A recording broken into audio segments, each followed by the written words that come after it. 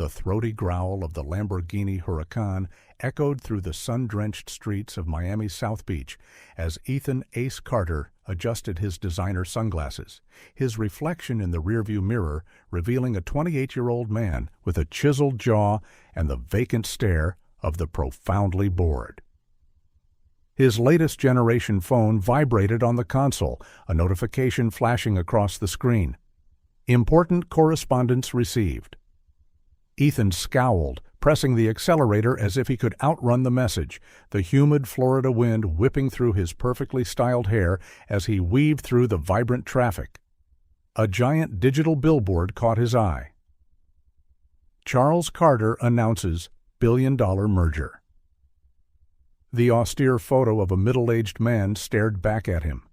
Ethan pressed the gas pedal down hard, the speedometer creeping dangerously over the limit. Upon arriving at his waterfront penthouse in Brickell, silence greeted him. The stark white walls, adorned with expensive contemporary art, seemed to mock his loneliness. He poured himself an expensive rum, gazing at the turquoise expanse of Biscayne Bay through the panoramic window. A cream-colored envelope rested on the coffee table, standing out against the minimalist decor. Ethan stared at it for a long time before opening it with hesitant fingers. "You are cordially invited to celebrate the marriage of Robert Alvarez and—" The words danced before his eyes. The glass trembled in his hand, and he drained it in a single gulp. Memory transported him back 15 years. Ethan, at 13, dressed in black, stood staring at a coffin covered in white orchids. Next to him, Charles remained impassive, one hand on his son's shoulder, but his eyes were fixed on his phone. "Dad," Ethan whispered, his voice quivering, "Mom's not coming back, is she?" Charles finally looked at his son, his eyes red but dry. "No, Ethan, she's not. But we have to be strong now." Before Ethan could respond, Charles's phone vibrated. With an apologetic look, he walked away to answer it, leaving Ethan alone in front of his mother's coffin. Snapping back to the present, Ethan staggered over to the bar and poured himself another drink. The amber liquid burned down his throat, but couldn't erase the pain of the memory. Another memory forced its way in. Ethan, at 16, receiving a first-place sailing trophy. The marina was crowded, but the seat reserved for Charles remained empty.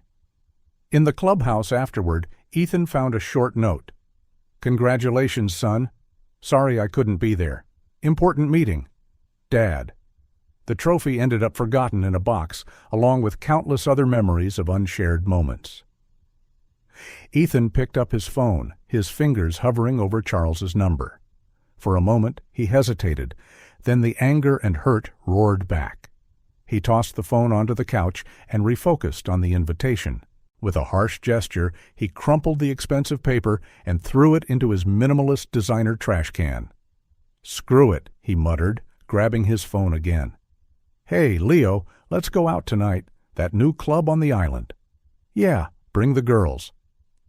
Hours later, Ethan found himself in an exclusive rooftop club, surrounded by influencers and celebrities. The music thumped, lights flashed, and expensive tequila flowed freely. He smiled and flirted, but his eyes remained distant. A blonde model leaned in, whispering in his ear, "You look sad, Ethan. Want to talk about it?" For a moment, Ethan considered it, but then he forced a seductive smile. "Sad? Me? Impossible. Not when I'm with you." He pulled her closer, drowning his thoughts in yet another glass of tequila. The night wore on, and Ethan lost himself deeper in the party. Each drink, each forced laugh, each empty flirtation was an attempt to fill the growing void in his chest. But the more he tried, the emptier he felt. When the sun began to rise, painting the Miami skyline in hues of pink and orange, Ethan found himself back in his empty apartment. He staggered into the luxurious bathroom, staring at his reflection in the mirror. The man staring back looked like a stranger. Red eyes, disheveled hair, a shadow of the promising youth he once was.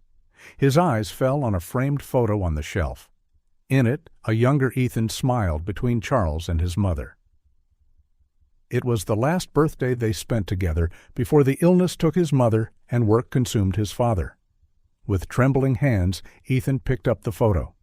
His fingers traced his mother's smiling face, and for a moment he felt the weight of her absence as though it were yesterday.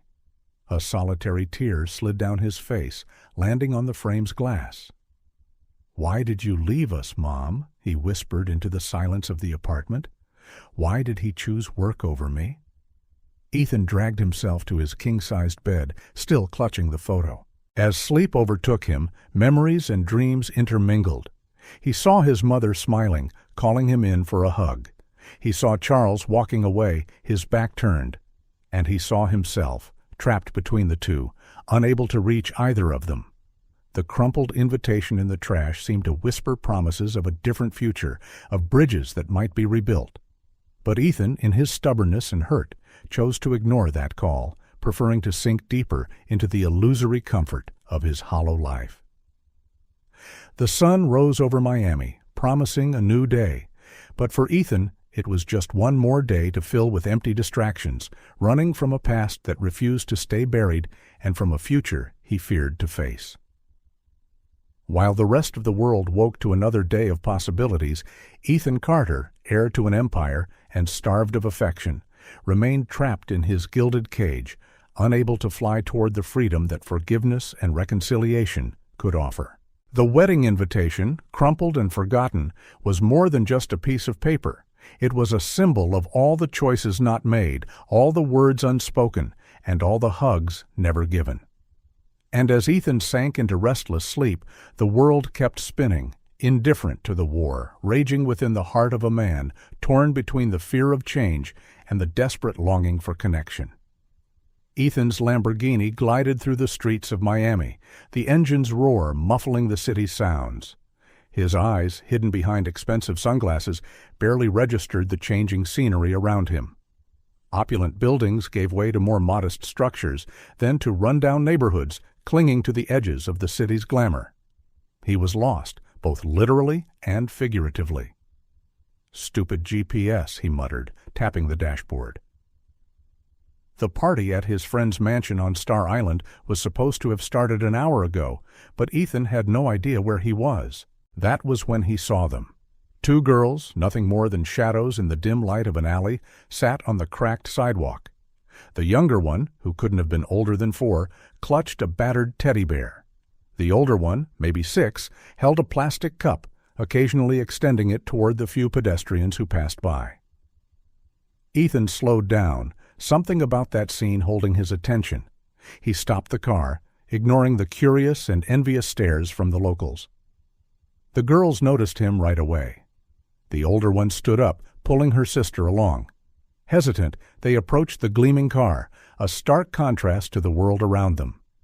"Mister, got any spare change?" The older girl's voice was soft, almost a whisper. Ethan lowered the window, examining the two more closely. His heart tightened at the details distance had hidden. The older girl had large, expressive eyes, a deep brown that reminded Ethan of someone, though he couldn't pinpoint who. Her dark hair was tangled and dirty, hanging in ragged curls around her thin shoulders. She wore a faded t-shirt, far too big for her small body, and torn shorts that barely stayed on her waist. The younger girl partially hid behind her sister, clutching the teddy bear as if it were a shield. Her eyes, a startling blue, were wide with fear and curiosity. She wore a dress that must have once been pink, but now was gray with grime. "What's your name?" Ethan heard himself asking, his voice softer than usual. The older girl hesitated, glancing around as if seeking someone's permission. "Skylar," she finally answered, "and this is my sister, Daisy." Ethan felt something unfamiliar in his chest, an emotion he couldn't name. "Where are your parents?" "Parents?" Skylar lowered her gaze, her fingers gripping the plastic cup. "Our mom. She went to look for work. It's been 3 days." The heavy silence that followed was thick with implications Ethan didn't want to consider. "Are you hungry?" The words escaped his mouth before he could think. Skylar's eyes lit up for a moment, but distrust soon returned. "We're not supposed to go with strangers," she mumbled.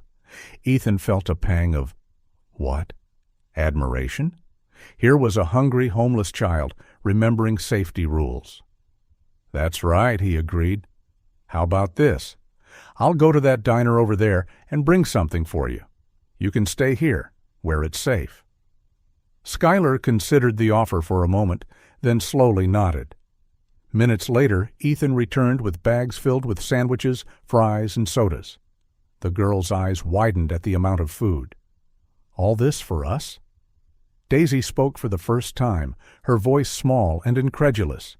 Ethan nodded, feeling a wave of emotion as the girls devoured the food like it might be their last meal.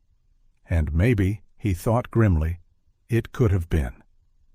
As the girls ate, Ethan watched them, his heart in turmoil. Part of him wanted to get back in his car and escape, returning to his world of parties and luxury where hungry children on the streets were just occasional headlines. But another part, a part he barely recognized, couldn't abandon them. Do you have a place to sleep?" he found himself asking. Schuyler, her mouth full of fries, pointed to the alley. Ethan followed her gaze and saw a piece of cardboard propped against a wall. His stomach twisted. What if I took you somewhere safe? Just for tonight." The words were out before he could stop them. The girls exchanged glances. Daisy gripped her sister's arm, her blue eyes filled with fear. "I won't hurt you," Ethan hurried to say. "I promise. I just want to help." Schuyler studied his face for a long moment. Ethan felt as though those brown eyes could see right through him, assessing every intention. "Okay," she finally said, "but just for tonight." The relief Ethan felt was unexpected and overwhelming. He helped the girls into the car, noting how small and fragile they looked against the leather seats. Driving back toward the wealthier part of Miami, Ethan couldn't help glancing in the rearview mirror every few seconds.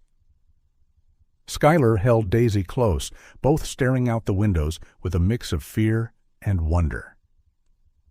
Ethan had no idea what he was doing, no idea why he cared. All he knew was that for the first time in a long while, the emptiness inside his chest felt a little less vast. When they arrived at his penthouse, the girls gaped. Daisy clung to Schuyler's hand, her eyes huge as she took in the luxurious lobby. "You live here, mister?" Schuyler asked, her voice a reverent whisper. Ethan nodded, suddenly aware of every expensive object, every piece of art, every inch of privilege and excess in his home. "You can take a bath if you want," he offered, showing them the main bathroom. "There are clean towels over there." The girls looked at the huge bathtub as though it were a swimming pool. Daisy let out a small giggle, the first Ethan had heard from her. While the girls bathed, Ethan rummaged through his closets, finding some old T-shirts that might serve as makeshift nightgowns. He also prepared the guest room, feeling oddly nervous. When Schuyler and Daisy emerged from the bathroom, clean and with wet hair, they looked like completely different children. Ethan felt a lump in his throat, seeing their faces clearly for the first time, free of street dirt. "You must be tired," he said softly. "There's a bed ready for you there." The girls followed him to the guest room, their eyes widening at the king-sized bed. "All this for us?" Daisy asked in disbelief. Ethan nodded, a surge of emotion he couldn't explain washing over him. "Sleep well," he said, turning to leave. "Mister?" Schuyler's voice made him pause. "Thank you." Ethan swallowed hard, unable to reply. He shut the door quietly behind him and walked to the living room, collapsing onto the couch. What was he doing? Why did he care so much about these children he barely knew? And what would he do in the morning? As dusk settled over Miami, Ethan Carter, the carefree, rich playboy, found himself in uncharted territory. For the first time in years, he cared about something other than himself, and that scared him more than anything else ever had. Dawn found Ethan sitting on his penthouse balcony, a cup of untouched coffee growing cold by his side. His eyes were fixed on the city awakening below, but his mind was on the guest room where Schuyler and Daisy slept. The crumpled wedding invitation lay on the coffee table, a silent reminder of the event he was determined to ignore. Then an idea struck him like lightning. What if? Ethan murmured to himself, a crazy plan forming in his mind. Bringing the girls to the wedding would be the last thing his father expected. It would be the perfect shock, the ideal way to ruin Charles's perfect day. But as soon as the thought crossed his mind, a wave of guilt swept over him. Using innocent children for his petty revenge? Had he really sunk that low? The sound of soft footsteps pulled him from his thoughts. Schuyler appeared in the doorway, still sleepy but alert. "Good morning, mister," she said timidly. "Good morning, Schuyler," Ethan replied, forcing a smile. "Did you sleep well?" She nodded, her eyes scanning the city view. "I've never slept in a bed that soft," she confessed. Ethan's heart tightened. Before he could stop himself, the words tumbled out. What if you could sleep in soft beds every day?" Schuyler's eyes widened, a mix of hope and skepticism. "What do you mean?" Ethan took a deep breath. "Now or never." "I have a proposal for you and Daisy. There's a big event happening in a few days, a wedding. If you come with me, I promise you'll have good food, new clothes, and a safe place to stay for a while." Schuyler studied him with a gaze far too wise for her years. "Why? Why do you want to help us?" The question caught Ethan off guard. Why indeed? He couldn't admit his selfish motives, not to this child who had already suffered so much. Because it's the right thing to do," he finally answered, surprised to find part of him truly believed it. Schuyler seemed to consider for a moment. "I have to talk to Daisy," she said at last. Ethan nodded, watching her leave. He wondered when was the last time he'd made a decision as important as this 6-year-old girl was about to make. Minutes later, Schuyler returned with Daisy, who still clung to her worn-out teddy bear. "We agree," Schuyler announced, her small voice firm. "But we have one condition." Ethan arched an eyebrow, curious. "What's that?" "If we want to leave at any time, you let us go. Promise?" The maturity and caution in Schuyler's voice made Ethan's heart ache. "I promise," he said solemnly. With the agreement sealed, the next few days flew by in a whirl of preparations. Ethan took the girls shopping for new clothes, watching with a mix of amusement and sadness as their faces lit up at every clean, new item. At the beauty salon, Daisy laughed as the stylist curled her blonde hair, while Schuyler watched wide-eyed as her dark hair was washed and trimmed. Over meals, Ethan observed the girls savor each bite as if every meal might be their last. He found himself wishing he could erase the memories of hunger and deprivation that clearly haunted them. But as the wedding day loomed, Ethan's internal conflict grew. Part of him still viewed the girls as pawns in his revenge scheme against his father. Yet another part, a part that grew with each of Daisy's smiles and each thoughtful look from Schuyler, began to genuinely care about their well-being. On the night before the wedding, as the girls slept, Ethan found himself staring at his reflection in the bathroom mirror. "What are you doing?" he murmured to himself. "They're not toys. They're not weapons to use against your father." But then the image of Charles, always absent, always prioritizing work over family, flashed in his mind.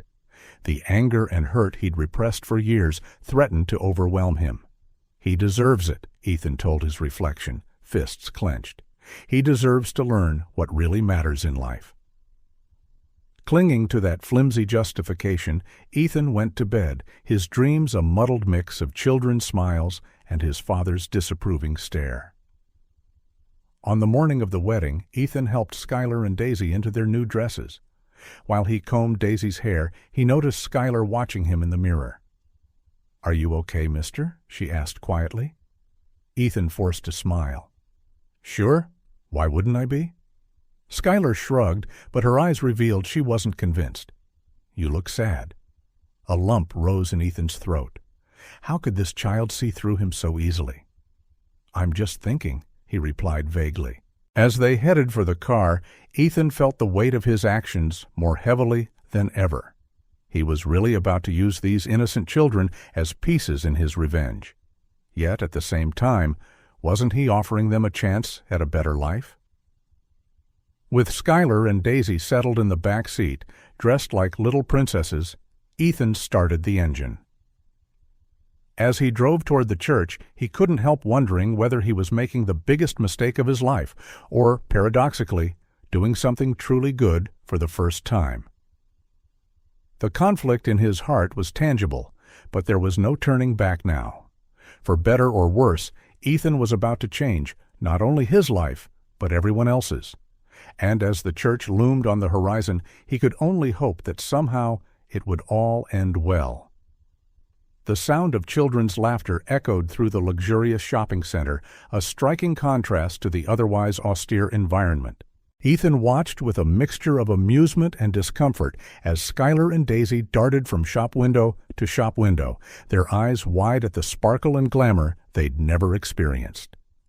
"Look, Skylar!" Daisy exclaimed, pointing at a glittery pink dress. "It's just like the princess in the movie." Skylar smiled at her younger sister, but Ethan noticed a shadow crossing her eyes, the look of someone forced to grow up far too quickly. "Come on, girls," Ethan called, trying to keep his tone light. "You can pick whatever you like." The words had barely left his mouth before he realized their impact. Daisy squealed with joy, but Skylar froze, looking at Ethan with a blend of distrust and hope. "Anything at all?" she asked, her voice barely above a whisper. Ethan swallowed hard, feeling the gravity of what he just said. Yes, anything. In the hours that followed, Ethan watched as the girls were transformed. Elegant dresses, shiny shoes, tiny tiaras, and delicate necklaces.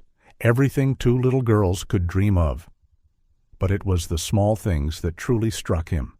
Daisy cried with joy upon receiving a new teddy bear, hugging it like it was the most precious treasure on earth. Skylar, on the other hand, was fascinated by a simple hair comb, running her fingers over its teeth reverently. "Mom used to comb my hair every night," Skylar murmured, almost to herself, before she didn't finish the sentence. She didn't have to. Ethan felt his heart tighten. "What happened to your mom?" he found himself asking, his voice gentle. Skylar glanced over at Daisy, who was busy trying on princess shoes before answering. "She said she was going to look for work, that she'd be right back. But it's been so long." A wave of guilt crashed over Ethan. Here were two vulnerable children, abandoned, and he was thinking of using them for his petty revenge. But then his father's image surfaced in his mind, always absent, always putting work first. Perhaps, he justified, this was a lesson Charles needed to learn. The rest of the day was a whirlwind of activities: hair salon, manicures, even light makeup for the girls.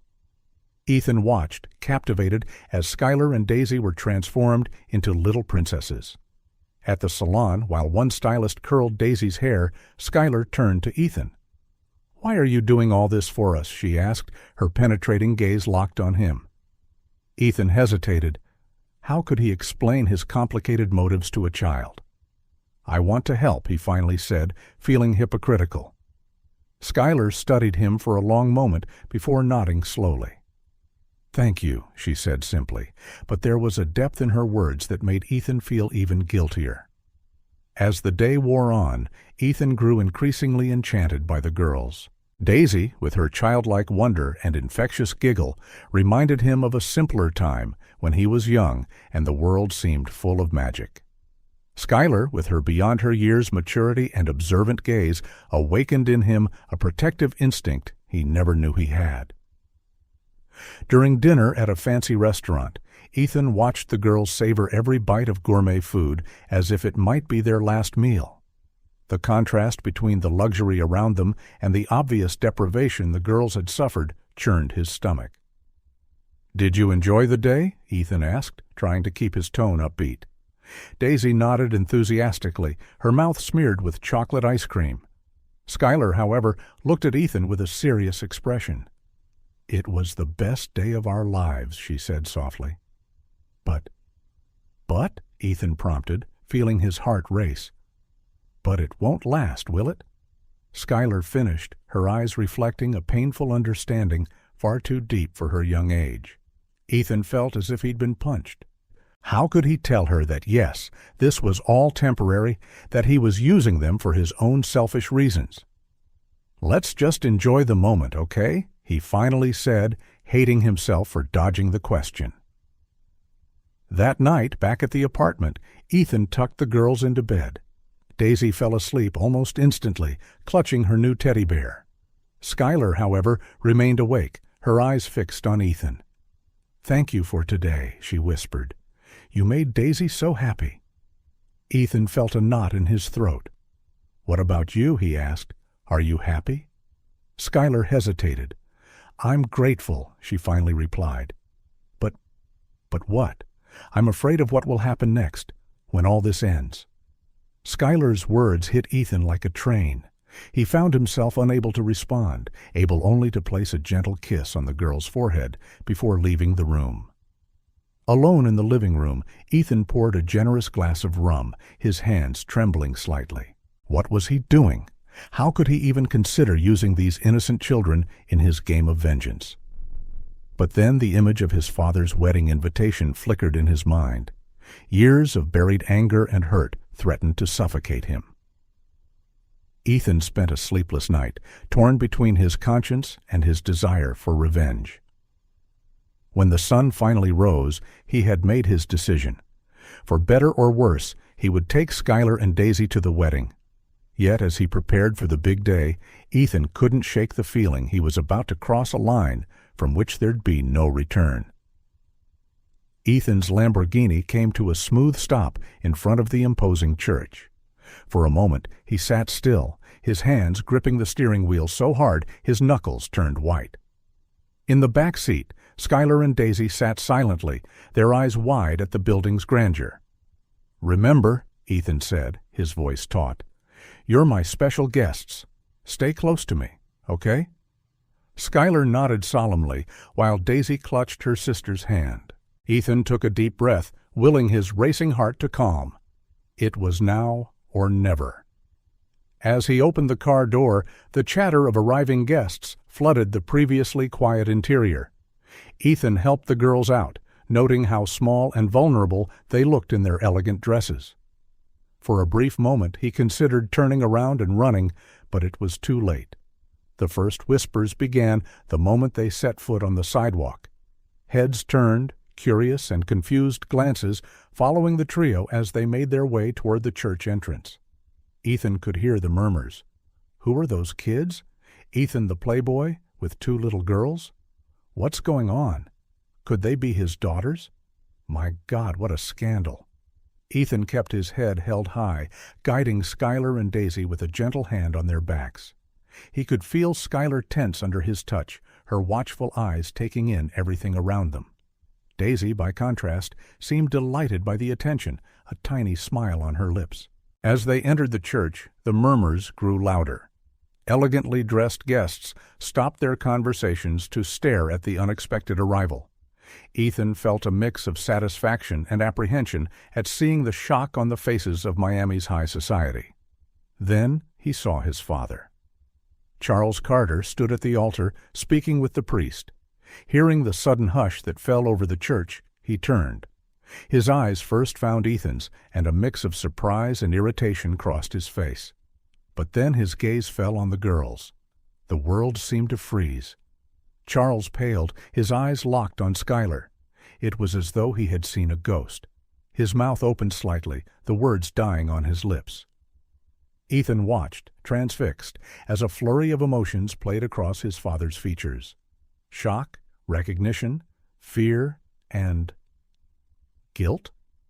Skylar, feeling the intensity of Charles's stare, shrank back slightly behind Ethan, but she didn't break eye contact, her young face curious. The moment was shattered by the bride's arrival. Victoria, radiant in her white dress, stopped abruptly at the sight before her. Her eyes narrowed at Ethan, then widened upon seeing the girls.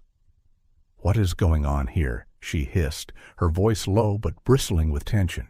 Charles seemed to snap out of his trance, blinking rapidly. He turned to Victoria, forcing a smile. "Nothing, darling. Just an unexpected surprise." But his eyes kept straying to Skylar as though he couldn't help himself. The ceremony began, but tension crackled in the air. Ethan led the girls to a front pew, conscious of the stares following them. He could see his father at the altar, trying to focus on the priest's words, but his gaze kept drifting to Skylar. Daisy, oblivious to the tension, was entranced by the church's beauty. She whispered excitedly to Skylar about the colorful stained glass windows and elaborate flowers. Skylar, however, remained quiet, her eyes flicking between Ethan and Charles. As the ceremony progressed, guests began whispering to one another. "Who are those children? Why does the groom look so unsettled? This must be some stunt by Ethan. He's always been trouble." Ethan did his best to ignore the comments, keeping his expression neutral. Inside, though, he was a whirlwind. His father's reaction wasn't quite what he had expected. Something else was going on, something he couldn't yet decipher. When it was time for the vows, Charles hesitated. His eyes met Ethan's, then darted to Skylar. For a second, it seemed he might stop everything. But then, with visible effort, he turned to Victoria and began his promises. Victoria, in turn, cast furtive glances toward Ethan and the girls while reciting her vows. Her voice trembled slightly, confusion and irritation evident. Finally, the priest declared them husband and wife.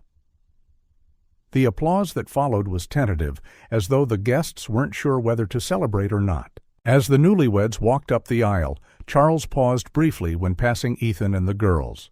His eyes found Skylar's again, a fleeting emotion crossing his face. "We need to talk," he murmured to Ethan, his voice low and urgent. Ethan nodded, feeling both triumph and apprehension. His plan had worked in a way. He had disrupted his father's perfect day. But Charles's reaction hinted there was far more to this story than Ethan had anticipated. As the guests stood preparing for the reception, Ethan felt Skylar tug on his sleeve. "That man," she said, in her small but clear voice. "Why did he keep looking at me like that?" Ethan swallowed, unsure how to respond. "I don't know, Skylar," he finally said, "but we'll find out." Leading the girls out of the church, Ethan couldn't shake the feeling he'd opened Pandora's box. Whatever happened next, he knew nothing would ever be the same. The sun shone brightly outside, a stark contrast to the heavy atmosphere in the church. Ethan took a deep breath, bracing himself for what was to come. The real storm, he knew, was just beginning. The wedding reception was in full swing in the lavish hotel ballroom. Champagne glasses clinked, elegant laughter echoed, and the orchestra played softly in the background. For Ethan, though, it all felt distant, as if he were watching from behind fogged glass. His eyes were locked on his father, Charles, who circulated among the guests with a forced smile, his new wife Victoria on his arm. But Ethan noticed the furtive looks Charles kept casting toward Skylar and Daisy, who sat at a nearby table, enthralled by the elaborate pastries before them. During one of these looks, Charles finally caught Ethan's eye. With a nearly imperceptible nod, he excused himself from a group of guests and moved to a more secluded corner of the ballroom. Ethan understood the signal and followed. "What on earth do you think you're doing?" Charles hissed the moment they were out of earshot. His face was red, a vein pulsing at his temple. Ethan folded his arms, keeping his face neutral. "Saying hello to my father at his wedding. Isn't that what you wanted?" Charles shot a quick glance at the girls before turning back to Ethan. "Don't play dumb. Where did those children come from?" The intensity in his father's voice took Ethan by surprise. There was something there, beyond mere anger at having his big day spoiled. "Why? Why does it matter so much to you?" Ethan shot back, watching his father closely. Charles hesitated, his eyes flicking to Skylar again. It's just, they shouldn't be here. This isn't a place for street kids." But there was a tremor in his voice, a hesitation Ethan had never heard before. "Funny," Ethan said, leaning closer. "You seem particularly interested in Skylar. Why?" Charles's face went visibly pale. I don't know what you're talking about." A sudden suspicion flared in Ethan's mind. "Dad, what are you not telling me?" Before Charles could answer, Victoria appeared at his side, her tense smile barely concealing her irritation. "Darling, the Mendozas are asking for you." "Oh, hello, Ethan," she added, her tone icy. Charles looked relieved by the interruption. "Of course, let's go. Ethan, we'll continue this conversation later." As the couple walked away, Ethan couldn't help but notice how anxious his father seemed, almost scared. Returning to the girls, Ethan noticed Skylar looking uneasy, her big eyes scanning the crowd with growing discomfort. "You okay?" he asked, crouching beside her. Skylar bit her lip before replying. "That man, your dad. He keeps staring at me." "Why?" Ethan felt a knot form in his stomach. "I'm not sure, Skylar, but I'll find out, okay?" Daisy, oblivious to the tension, tugged on Ethan's sleeve. "Can I have another pastry?" He forced a smile. "Sure, Princess. Just don't overdo it." As the afternoon wore on, Ethan heard the whispers and murmurs of the guests. Some approached him with thinly veiled curiosity, asking pointed questions about the girls. Ethan parried them with vague answers, feeling the tension build. At one point, he overheard a nearby conversation.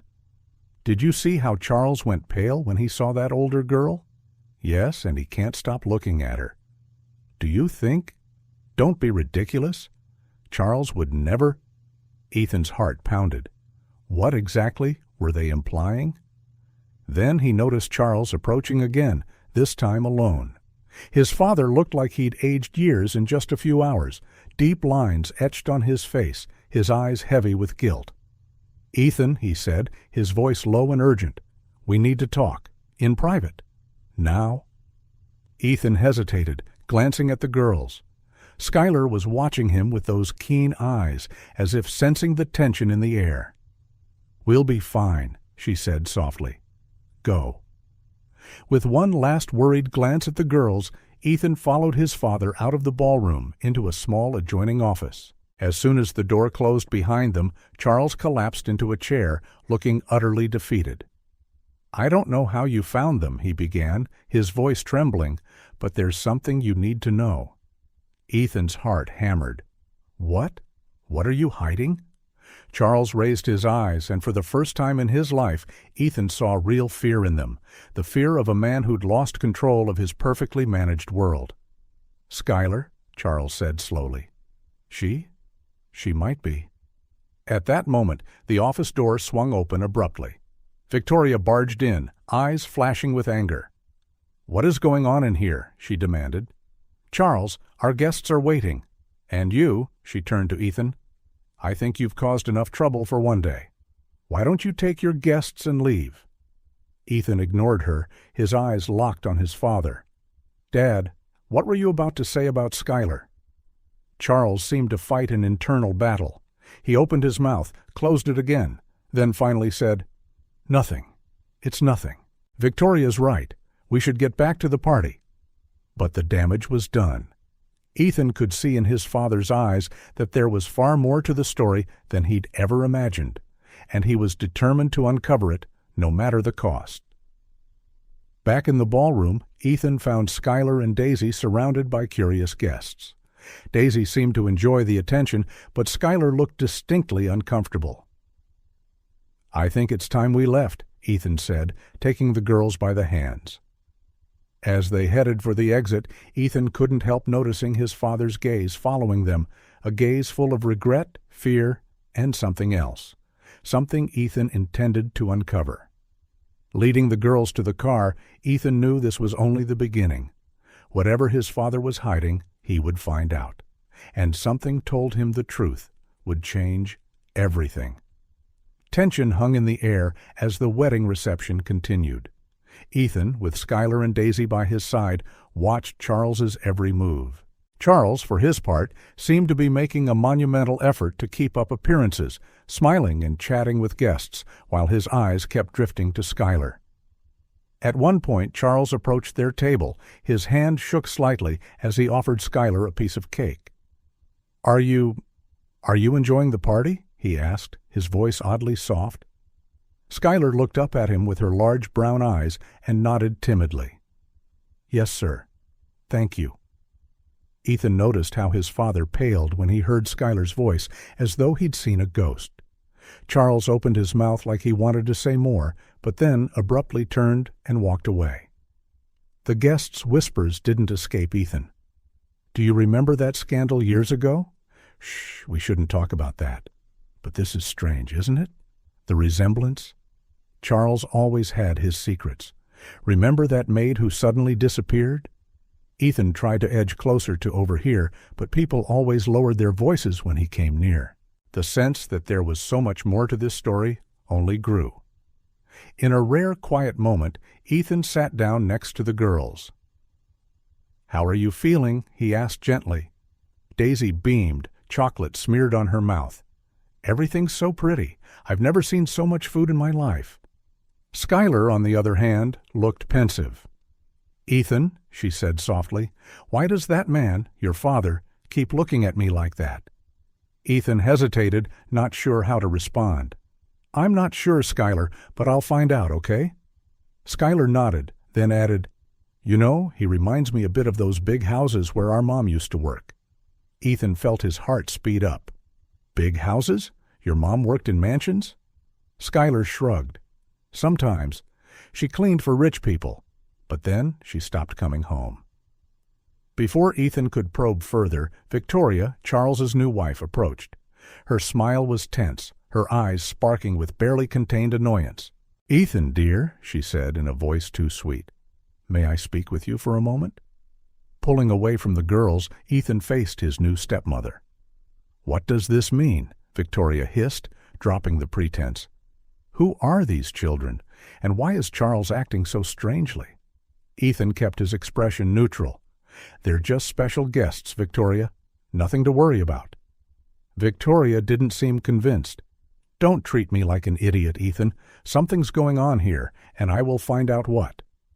As Victoria turned on her heel and walked away, Ethan couldn't help noticing how she kept casting suspicious glances at both Charles and Skylar.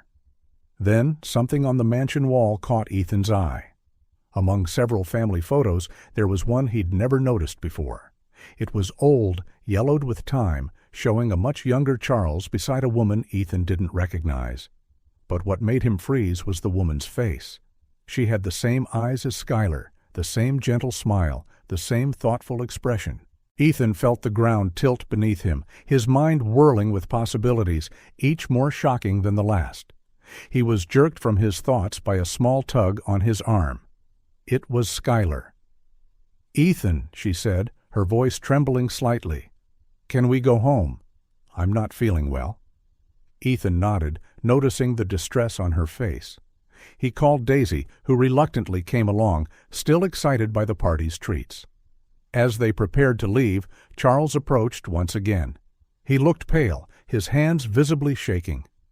"Ethan," he said, his voice low and urgent, "before you go, there's something you need to know." But before Charles could continue, Victoria appeared at his side, linking her arm in his possessively. "Darling, the Monteros are asking for you. Shall we?" Charles cast one last anguished look at Skylar before being pulled away by his new wife. Leading the girls out of the mansion, Ethan felt like he was in the middle of a complex puzzle, missing pieces everywhere. Skylar's resemblance to the woman in the photo, Charles's odd behavior, the guests' whispers, it all pointed to a deep, potentially devastating secret. In the car, as they drove away from the mansion, Ethan looked in the rearview mirror at Skylar, who sat quietly staring out the window. Daisy had already fallen asleep, exhausted by the day's events. "Skylar," Ethan said gently, "is there anything you want to tell me? Anything about your mom or about your past?" Skylar met Ethan's gaze in the mirror. For a moment it seemed like she might say something important, but then she shook her head. "No," she whispered, "I don't know anything." Yet there was something in her eyes, a flicker of recognition or memory, that made Ethan wonder if she was hiding secrets as well. As he drove back to his penthouse, Ethan couldn't shake the feeling that he'd opened a Pandora's box. What started as a petty move to spoil his father's wedding had morphed into something much larger and more complicated. Glancing again at Skylar in the mirror, noticing how the sunset's light illuminated her profile, highlighting her resemblance to the woman in the old photo. Ethan knew in his heart that he was on the cusp of discovering a secret that would change not just his life, but everyone else's. And as night fell over Miami, Ethan was determined to uncover the truth, no matter the cost. Because now it wasn't just about him and his father. It was about Skylar, about his family's mysterious past, and about secrets buried far too long. The days after the wedding were a whirlwind of emotions and revelations for Ethan. While Skylar and Daisy adapted to the luxurious life in his penthouse, he dove headfirst into an investigation that promised to reveal long-buried secrets. Ethan began discreetly making calls to former employees of the Carter mansion, people who had worked for his father years ago.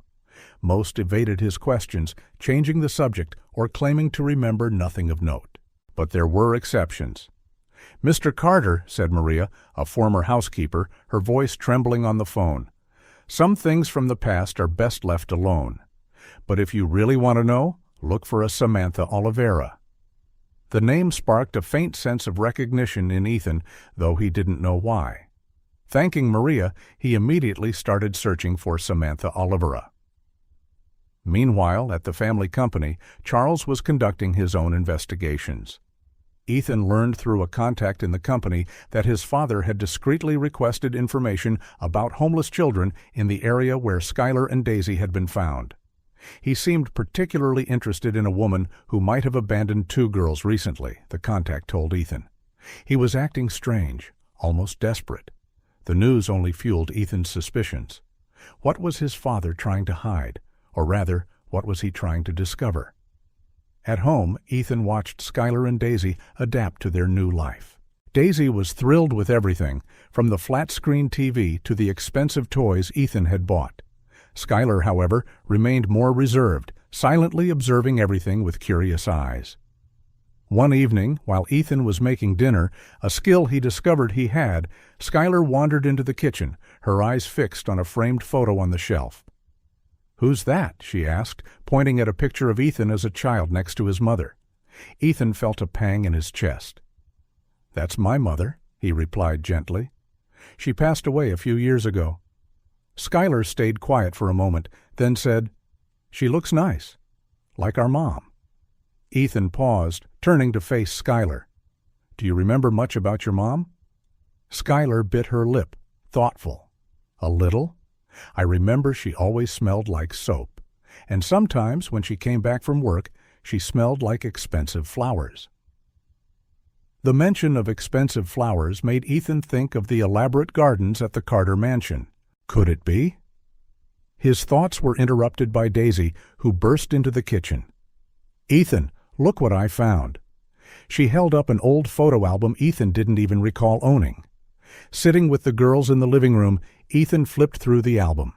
They were old pictures from his childhood, parties at the mansion, company events, family moments.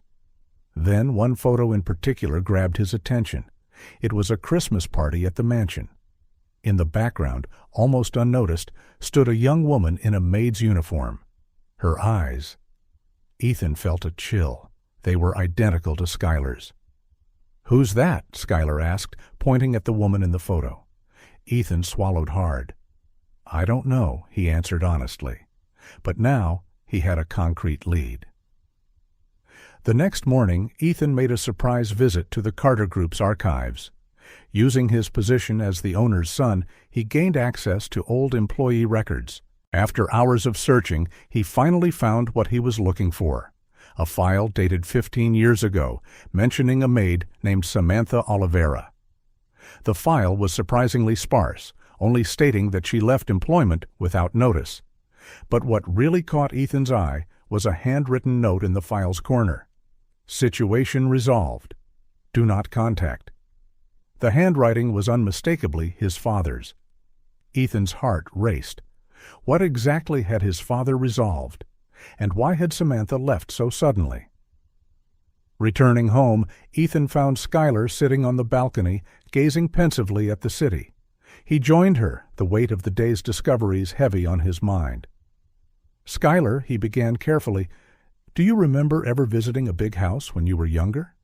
Maybe with your mom?" Schuyler frowned, concentrating. I think so. It had a huge garden and fountains. Mom took me there once, but she seemed nervous. She said it was our secret. Ethan felt a knot in his stomach. The description perfectly matched the Carter mansion. That night, after putting the girls to bed, Ethan found himself staring at his phone. His father's number glowed on the screen, daring him to call. After several minutes of hesitation, he finally pressed dial. "Ethan?" Charles's voice sounded surprised and uneasy. "Dad," Ethan said, trying to keep his voice steady, "we need to talk about Samantha Oliveira." A long silence followed. When Charles finally spoke, his voice was thick with emotion. "Tomorrow. Come to my office tomorrow. And Ethan? Come alone." The line went dead, leaving Ethan with more questions than answers. He glanced toward the room where Schuyler and Daisy slept, feeling the weight of the responsibility he'd taken on. Tomorrow, he thought. Tomorrow I'll finally learn the truth. But as he got ready for bed, Ethan couldn't help wondering if he was truly prepared for the revelations that awaited him. Something told him the truth might change everything forever. Charles Carter's office exuded power and wealth. Ethan took in the polished wood panels, the expensive paintings, and the luxurious furniture as he waited for his father to arrive. Each object seemed to scream success, but now all Ethan could see were secrets and lies. The door opened, and Charles entered, looking like he'd aged 10 years since the wedding. Dark circles shadowed his eyes, and his usual confident posture appeared defeated. "Ethan," he said, his voice tired, "I see you've been doing some investigating." Ethan cut to the chase.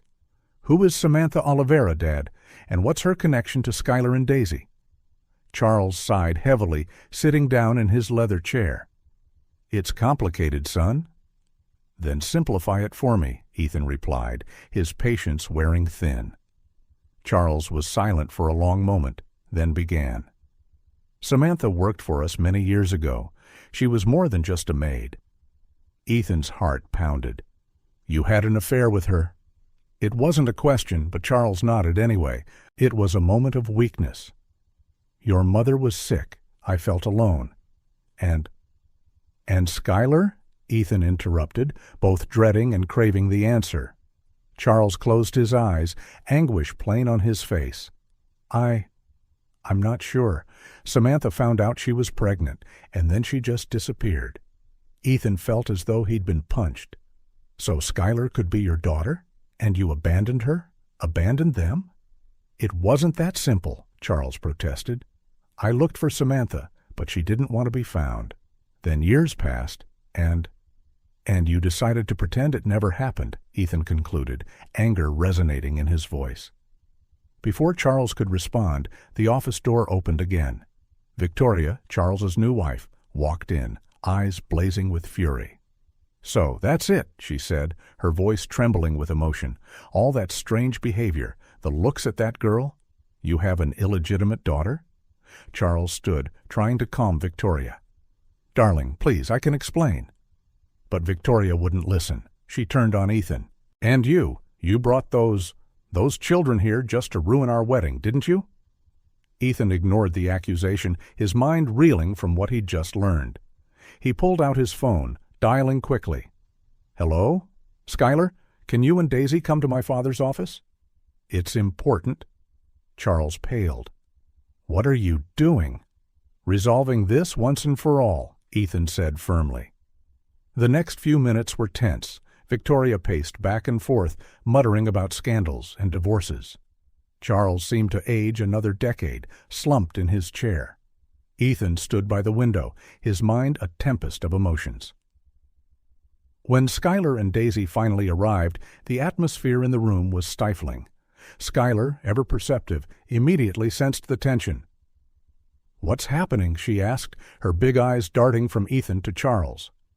Daisy, innocent and unaware, inadvertently lit the spark. Surveying the room, she exclaimed, "Hey, Schuyler! This place looks like that big house Mom showed us once, remember?" The ensuing silence was deafening. Charles stared at the girls as though seeing ghosts. Victoria let out a strangled sound, somewhere between a sob and hysterical laughter. Ethan knelt in front of Skylar. "Skylar, do you remember coming here before? With your mom?" Skylar frowned, concentrating. "I think so." Mom was sad. She looked at that photo, she pointed to a picture of Charles on the wall, and she cried. Charles let out a broken sound, hiding his face in his hands. "Oh, Samantha," he murmured. Ethan felt a torrent of conflicting emotions. Anger at his father for hiding this, compassion for Skylar and Daisy, confusion about his own role in this tangled web. "Dad," he said, his voice steady, "we need a DNA test. We need to be sure." Charles nodded slowly, looking defeated. "You're right. I should have done this long ago." Victoria, who had been in shock, suddenly erupted. "This is ridiculous. I won't let these street children destroy our family." Skylar flinched at the harsh words, and Ethan felt a surge of protectiveness. "They are family," he said sharply, "potentially my sister and my half-sister, and you will treat them with respect." The confrontation was cut short by the sound of muffled sobbing. Everyone turned to see Daisy crying silently, clinging to Skylar's arm. "I want my mom," she muttered through tears. The sight seemed to stir something in Charles. He knelt in front of the girls, speaking gently. "We'll find your mom, I promise." Ethan watched, stunned by the sudden shift in his father. For the first time in years, he saw a glimmer of the man Charles used to be. Compassionate, determined, strong. "What do we do now?" Ethan asked, feeling the weight of responsibility. Charles rose, appearing to make a decision. "First, we get the DNA test done. Then we start looking for Samantha." He glanced at Victoria, who still seemed in shock. "We need to be honest with each other. No more secrets." Ethan nodded, feeling a mix of apprehension and relief. At last, the truth was surfacing, but he knew this was only the beginning. The road ahead would be complicated, full of messy emotions and difficult choices. Looking at Skylar and Daisy, now huddled together, Ethan made a silent promise. No matter what happened, he would protect them. They were family now, regardless of the DNA results. As dusk settled over Miami, the old and new members of the Carter family prepared to face an uncertain future, but one finally grounded in honesty. The secrets were out, and now it was time to deal with the consequences, together. Charles Carter's office, once a symbol of power and success, now felt suffocating. Ethan stood with clenched fists, facing his father, who seemed to have aged another decade in mere minutes. Skylar and Daisy sat on the leather couch, watching the scene with wide, confused eyes. "No more lies, Dad," Ethan said, his voice trembling with suppressed emotion. "I want the truth. All of it." Charles ran a hand across his tired face, avoiding his son's accusing glare. "Ethan, you don't understand. It's complicated. Then make me understand." Ethan exploded, his voice echoing off the office walls. Daisy flinched in fear, and Skylar pulled her close, protectively. Charles looked at the girls, his gaze lingering on Skylar. There was guilt, fear, and affection? Ethan couldn't be sure. "I met Samantha," Charles began slowly, "many years ago. She worked here, in the mansion, as a maid." Ethan nodded impatiently. "We know that already." "What else?" Charles took a deep breath. "We got close. Your mother was ill. I felt lonely. And Samantha. She was kind, understanding." "You had an affair," Ethan stated. It wasn't a question. Charles closed his eyes, giving a small nod. It was brief, but intense. Skylar, who had been silent, spoke quietly. "You knew our mom?" The innocent question hit Charles like a blow. He looked at Skylar, eyes teary. "Yes, Skylar. I knew your mother." Ethan's heart pounded. The resemblance between Skylar and the woman in the old photo, his father's behavior. It was all coming together. "Skylar is your daughter, isn't she?" Ethan asked, his voice barely above a whisper. Charles didn't reply right away. He stood up, walked to the window, and stared at the Miami skyline for a long moment.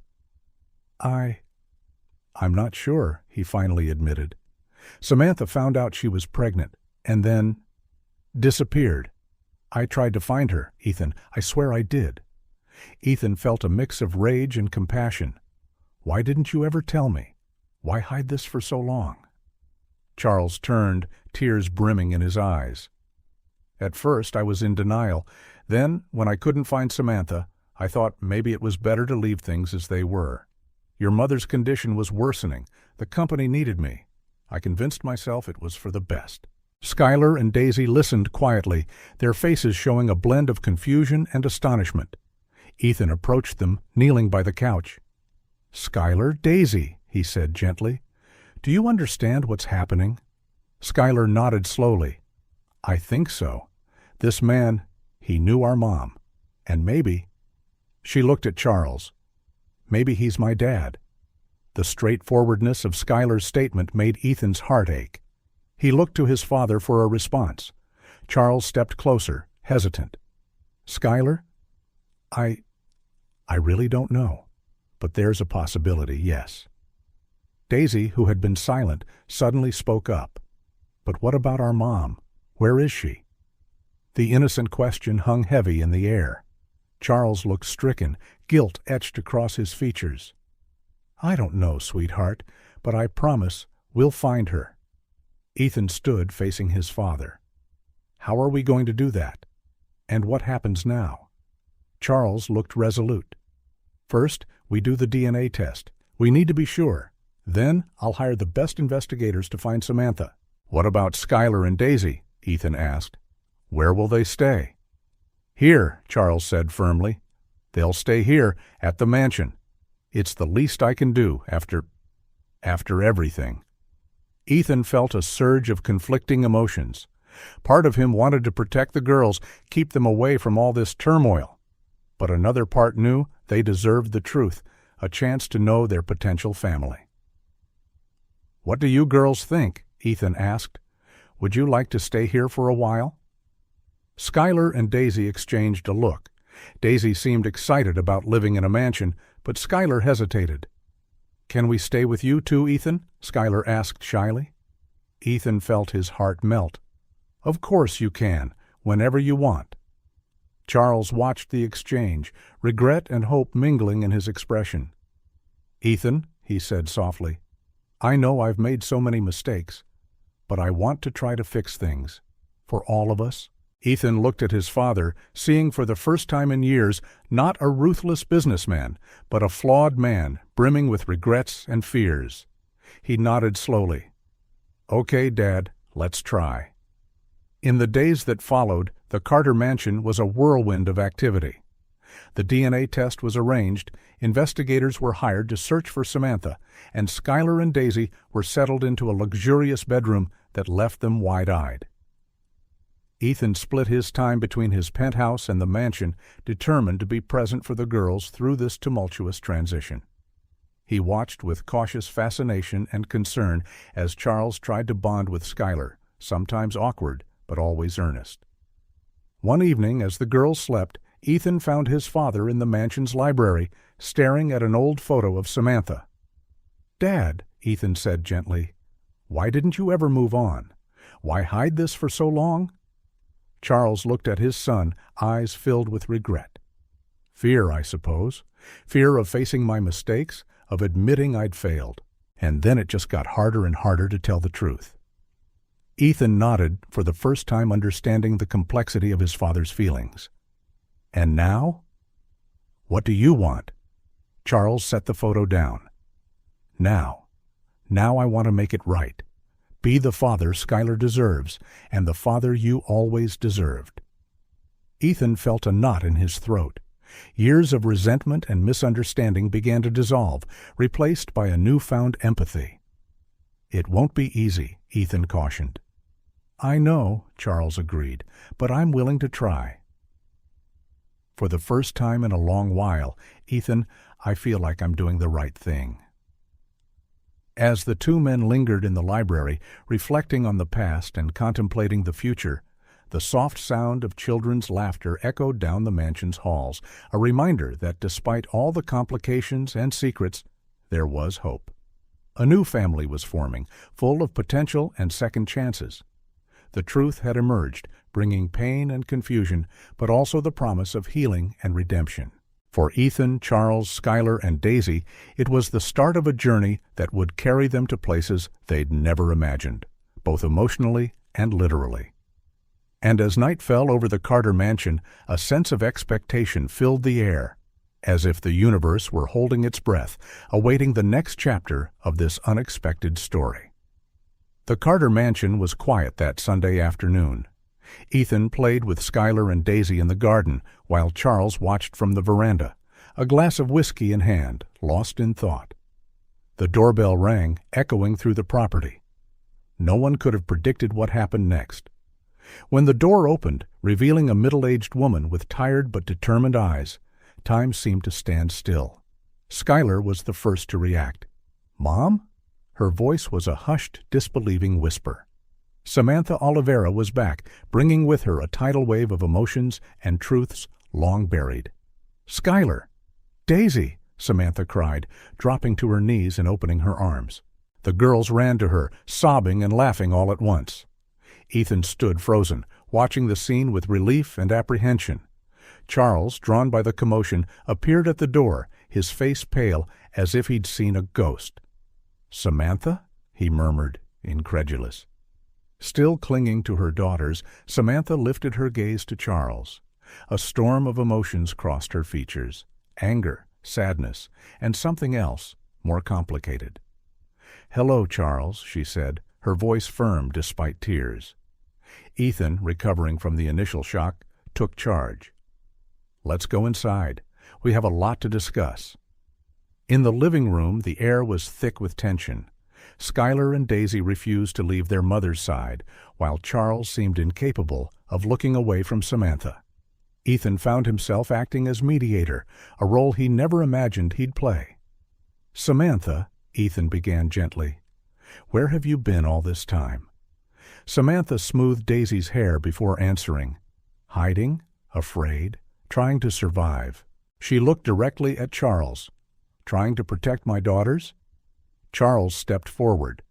"Samantha, I searched for you for years." "Not enough," Samantha interrupted sharply, then softened. "But it wasn't entirely your fault, Charles.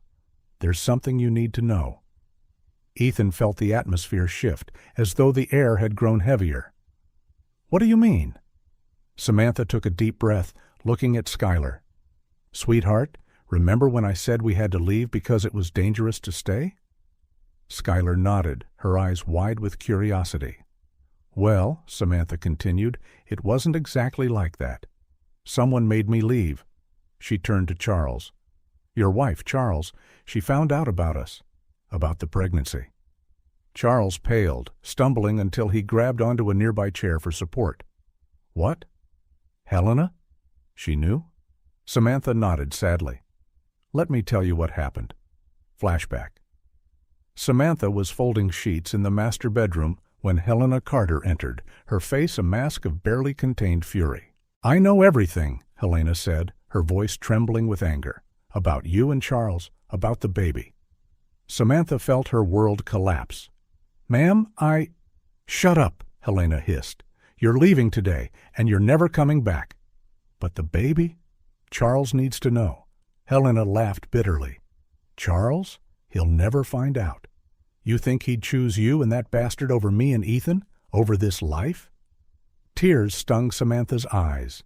"Please, ma'am, you have 1 hour to leave. If you tell Charles, I'll make your life hell. Understand?" End of flashback. Silence flooded the room as Samantha finished her story. Charles looked devastated, his hands trembling visibly. "Helena? She did that? And never told me?" His voice was a broken whisper. Ethan, struggling to process it all, turned to Samantha. "But why didn't you come back later? After Helena? After she died?" Samantha lowered her gaze. Fear, shame, and then, well, Life on the streets isn't easy. I thought it would be better for everyone if we stayed away." Schuyler, who had listened quietly, spoke. "So, Charles is really my dad?" The question hung in the air, heavy with meaning. Charles stood up slowly, stepping toward Schuyler. I believe so, Schuyler," he said gently. "And if you'll let me, I'd really like to be your dad." "For real this time?" Daisy, who had remained silent, tugged on Samantha's sleeve. "Mom, does that mean we have a big family now?" Samantha smiled through her tears. "It looks like it, honey." Ethan watched the scene, feeling a surge of conflicting emotions. Anger at Helena's manipulation, empathy for Samantha and the girls, and a new understanding of his father.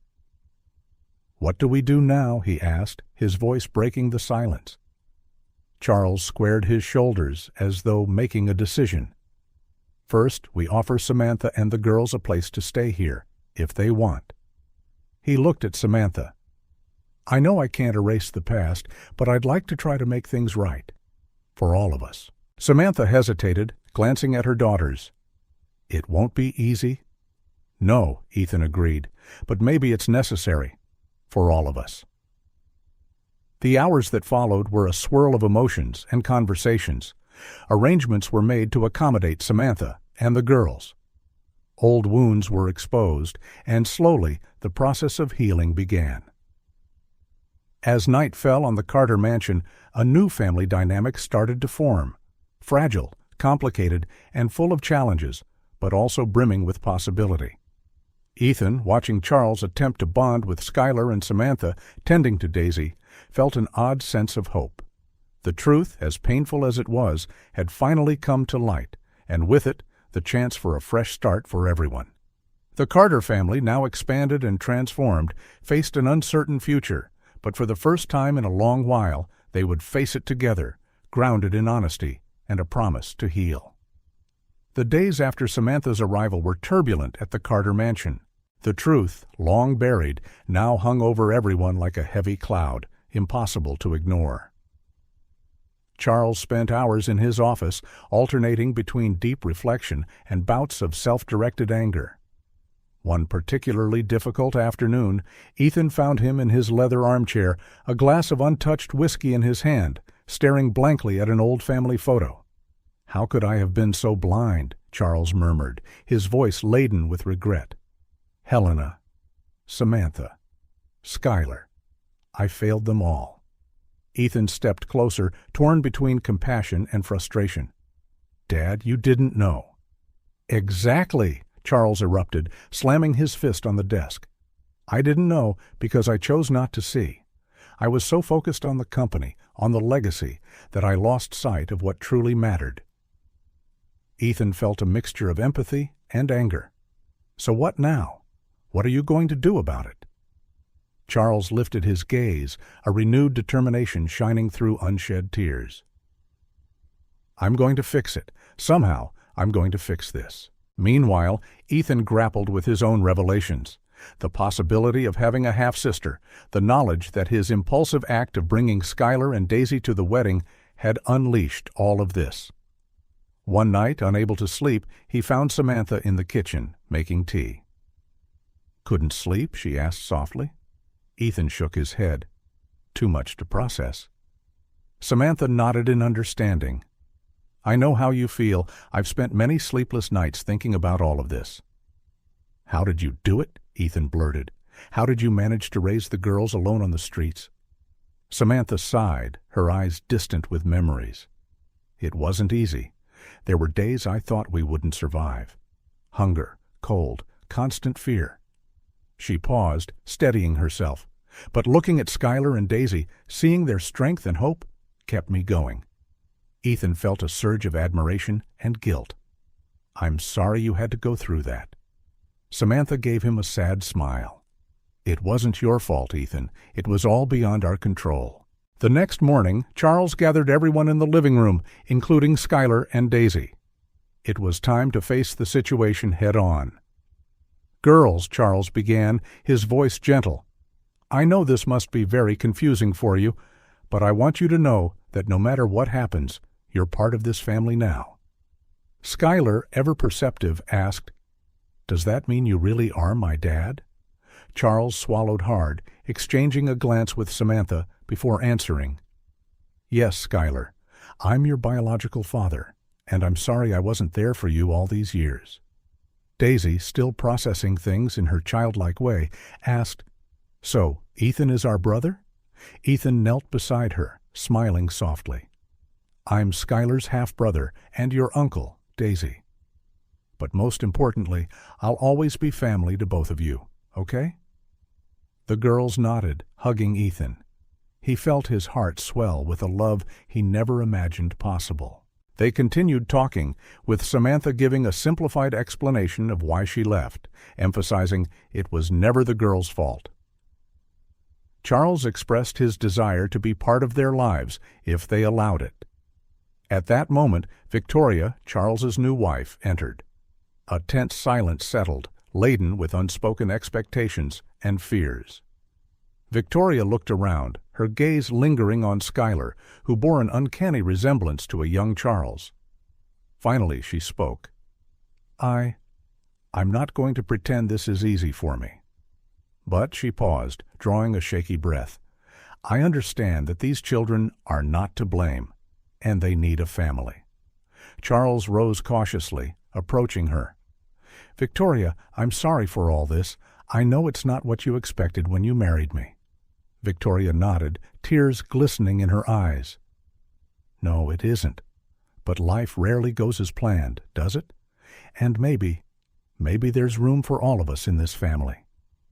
Samantha, who had been watching quietly, stepped forward. "Victoria, I know you might hate me." "No," Victoria interrupted gently. "I don't hate you. I can't hate someone who sacrificed so much for her children." She glanced at Charles. "The person I'm most upset with is the one who should have been honest from the start." Charles bowed his head, accepting the reproach. "Both of you deserve better. All of you do. And I promise, from now on, I'll do everything I can to be the man you deserve." Ethan observed, feeling hope and anxiety. It was a start, but the road ahead would be long and bumpy. In the days that followed, the Carter mansion felt like an emotional battlefield, with tense moments interspersed with small triumphs. Charles spent hours talking with Skylar, learning about her life and dreams. Samantha watched from a distance, torn between relief and concern. Ethan found himself mediating, helping Daisy understand the situation, spending time with Skylar to ensure she felt safe and loved, and supporting both his father and Samantha. Victoria, to everyone's surprise, made a genuine effort to bond with the girls. Awkward at first, a connection gradually began to form. One evening at dinner, Daisy innocently asked, "So, do we have two moms now?" The silence that followed was broken by Victoria's soft laugh. "Well, I suppose so, sweetheart. If that's okay with you and your mom." Samantha smiled, nodding her thanks. It was a small step, but meaningful. As the days turned into weeks, wounds slowly began to heal. There were heated arguments about the past, tears and reconciliations, and pledges to create a better future. In a gesture of good faith, Charles offered financial assistance to Samantha, hoping to make up for the years of hardship. Initially reluctant, Samantha accepted, thinking of the girl's future. For his part, Ethan threw himself into his new role as older brother, determined to be the support Skylar and Daisy needed.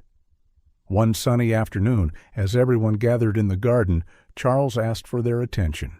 "I know these last weeks have been tough," he began. "We've all made mistakes. But looking at you now, I see a family. An imperfect, complicated family, but a family all the same."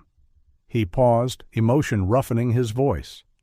"I can't change the past, but I promise each and every one of you that I'll do everything I can to ensure a better future together." Samantha, tears in her eyes, was the first to respond. "It won't be easy, Charles. There's a lot to forgive, a lot to rebuild. But for the girls' sake, I'm willing to try." Victoria nodded in agreement. "Me too. It's not what I expected, but maybe it's what we all needed." Ethan looked at Skylar and Daisy, who watched with a mix of confusion and hope. "And you girls? What do you think?" Skylar, always the more mature, replied, "I guess I like the idea of having a big family, even if it's complicated." Daisy added, in her innocent tone, "And can we get a puppy?" The laughter that followed broke the tension, bringing a moment of much-needed levity. As the sun set over the Carter mansion, bathing the assembled group in a warm glow, a palpable sense of change hung in the air. The road ahead would be difficult, full of obstacles and doubt, but for the first time in a long while, there was hope. Hope for healing, for forgiveness, for a new beginning. The Carter family, in all its complexity and imperfection, was taking its first steps toward a future together. Although the final destination remained uncertain, one thing was clear. They would face whatever came next, no longer as isolated individuals, but as a family united by bonds that went beyond blood. The Carter mansion's garden was adorned with soft lights and colorful flowers. A gentle breeze carried the smell of a barbecue and the sound of laughter. 6 months had passed since the revelations that shook the family to its core, and today they gathered to celebrate not only Skylar's birthday, but also the new chapter they were writing together. Charles, wearing an apron that read, "World's Best Dad," an ironic gift from Ethan, stood by the grill, chatting animatedly with Samantha. The contrast between this scene and the tension months earlier was striking. "Never thought I'd see you cooking, Charles," Samantha teased, handing him a plate. Charles chuckled, shaking his head. "There are a lot of things I never thought I'd do, Samantha. But here we are." By the pool, Ethan was playing with Skylar and Daisy, teaching them how to dive. Their excited squeals filled the garden. "Look, Ethan, I did it!" Skylar exclaimed, surfacing with a radiant grin. Ethan felt his heart swell with pride. "You were amazing, Sky, almost ready for the Olympics." Not wanting to be outdone, Daisy jumped into the water, splashing everyone. "My turn! My turn!" From a nearby lounge chair, Victoria watched the scene with a soft smile. The past months had tested her, but seeing the children's joy and Charles's transformation had validated her decision to stay. Samantha approached, offering her a drink. "Thank you for everything, Victoria. I know it hasn't been easy." Accepting the drink, Victoria considered for a moment. "At first, I thought it would be impossible. But seeing everyone together like this, it was worth it." The two women shared a look of mutual understanding. Their friendship, forged under the most improbable circumstances, was a testament to resilience and the power of forgiveness. Charles joined them, drying his hands on a towel. "Food's nearly ready. Samantha, how's the new job going?" Samantha's eyes lit up with pride. "It's going really well. I never thought that at 40 I'd start a career in interior design, but I love it." Charles nodded, clearly pleased. He'd used his connections to help Samantha find a job aligned with her passions, but her own talent was what made her thrive. Ethan climbed out of the pool, wrapping himself in a towel, observing the adults' easy interaction. He couldn't help but reflect on how far they'd come. "Who would have thought," he remarked, joining them, "all of this because of a wedding invitation?" Charles placed a hand on his son's shoulder. "Sometimes destiny works in mysterious ways. Your impulsive act turned out to be the best thing that could have happened to this family." Skylar and Daisy hurried over, still dripping, giggling with excitement. Skylar, now 7, looked more confident and happier than ever. "Dad," she called to Charles, the words still new on her lips. "Can we open presents now?" Charles exchanged a glance with Samantha, who nodded, smiling. "Sure, sweetheart. But first, how about we take a photo together?"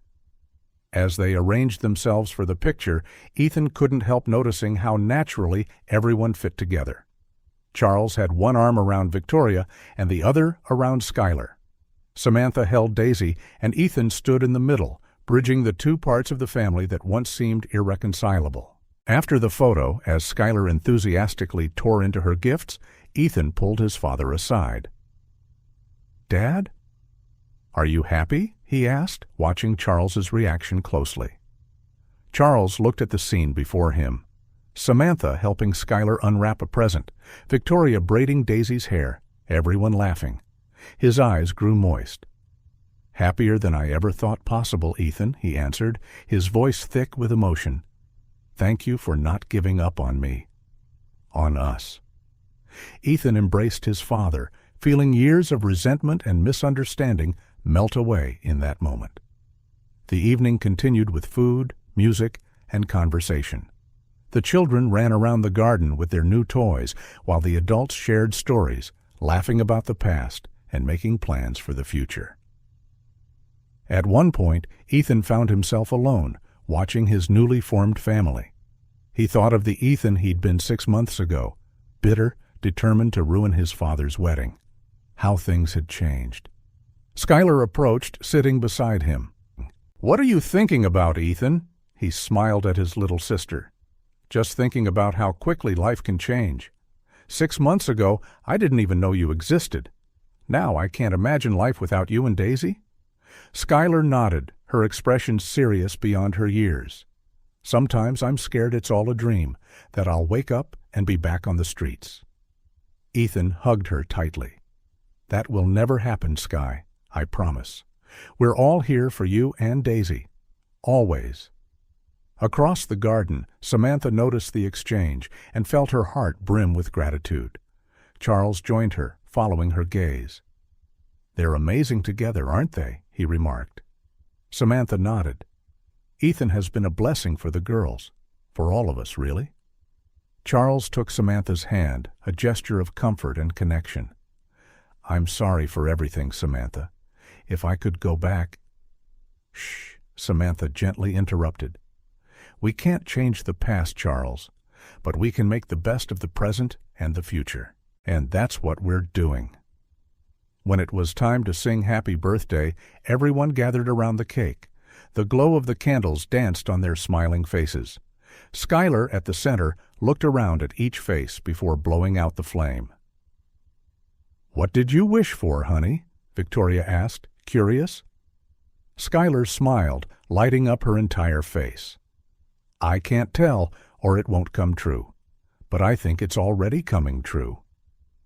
As the night wore on, with the children asleep and the adults chatting in hushed tones, Ethan found himself reflecting once again.